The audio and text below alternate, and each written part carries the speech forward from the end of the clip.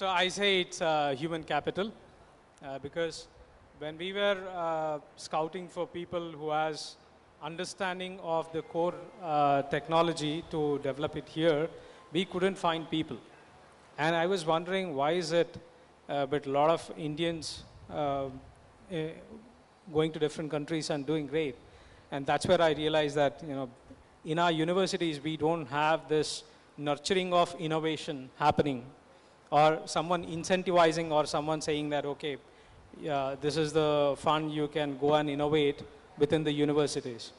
Probably that's the reason the skill set coming out of our engineering colleges were not to that point where we could leverage their skills. Okay. And the other big challenge was definitely the capital. As I said, for the core engineering, it is still a challenge because the gestation period is very high.